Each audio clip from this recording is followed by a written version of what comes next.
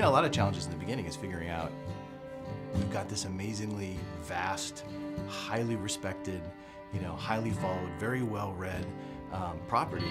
How do you bring that to a game and do it justice? There are so many different things within the books that were clearly had to be a certain way. There was so much strife about whether we were going to do Tom Bombadil at all, and the conversation about, well, Tom Bombadil wasn't in the movies, and there's a reason why it was cut. We had a very strong belief on what we thought was going to make this story great.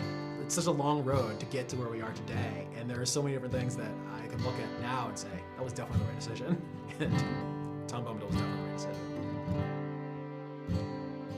decision. So at launch, it was, you know, we had 8 regions. We kind of worked our way through the Shire. We ended up in Angmar. You know, it was a, we thought, huge world at the time. In fact, I think at the time it was one of the largest pieces of landscape ever released for a game. Eyes and ears and hearts and minds and everything opened up to us to see how we addressed, you know, how do you do a story in this world? You know, we can't be Frodo, right? I mean, these are the things that people thought the game was going to be, that I could be Frodo and I'm going to run through Middle-earth. You know, we had to get them to understand what our take was, that we were allowing you to tell your own story within Tolkien's story.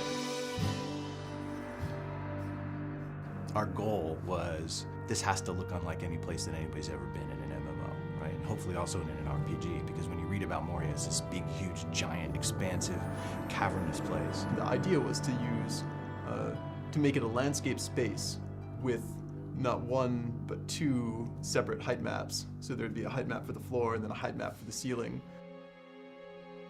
That was something we'd never done before, doing the vast landscapey interior dungeon.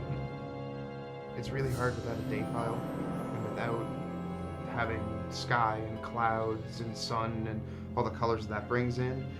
And you could have 2 stretches that have the same grass pattern, the same little huts, and you swap out sunny blue sky for crazy red, green, shimmery, evil thing, and it totally changes the look and feel. Not having that in Moria, it was much more challenging, yeah.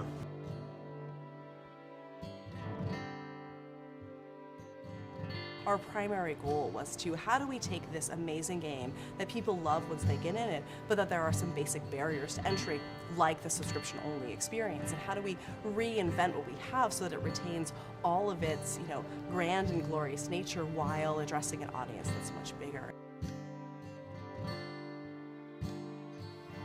We are standing on a mound of content that is, you know, almost 10 years old, going back to when we first started early development of the Turbine. I think it's a credit to the early architects of the game that we're able to, you know, continue to add on to it and grow it and do remarkable things. Coming into Rohan, we have a totally new space. We have a totally new way of playing across it. And I think that being able to go out onto these vast plains and ride your war steed and challenge these, you know, mounted bands of marauders, I think we've come to a whole new chapter in Middle-earth.